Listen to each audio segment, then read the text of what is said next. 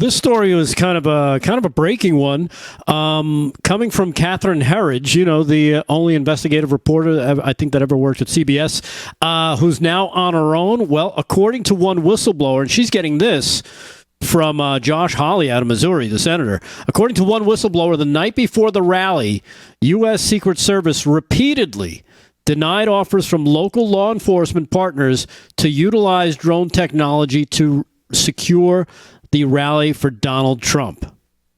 She's got a letter that she posted that is coming from. It's a letter to Secretary Mayorkas from Josh Hawley, and it's posted on her X. If you want to go check it out. So more and more of these revelations are coming out about what was done, what wasn't done, the failures, the repeated.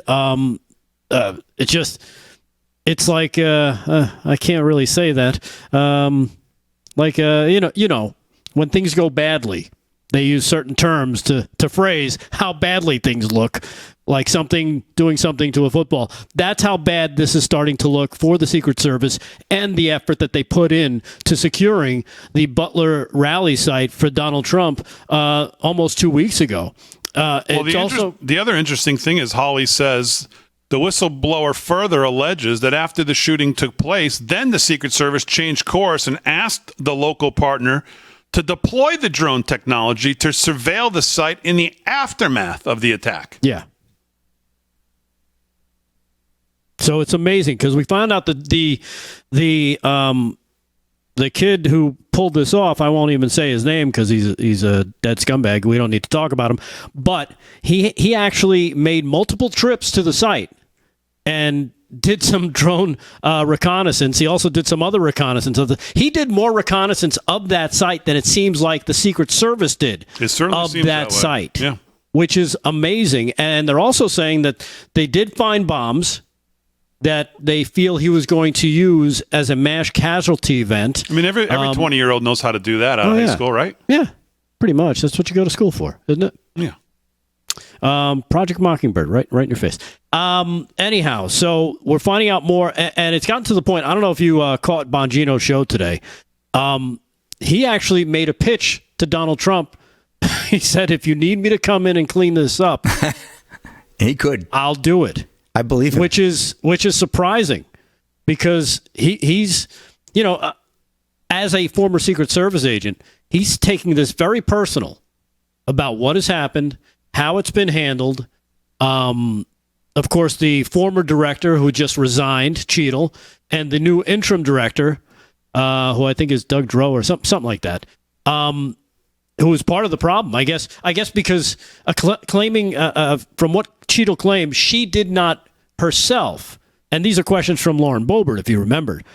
She asked her if she denied these requests. She said, I did not deny those requests. And then you find out the guy under her direct underling, was the person who was in charge of going through all these things before they actually, go out. So anything that came in, he was the one in charge of going through it, and he would make the denials. But now this guy is the interim director. So like I said, Bongino's pissed. And it's amazing to see this guy, he's taking it very personal. And I understand. It's something that, he gave a good portion of his life heart, to. Right, sure.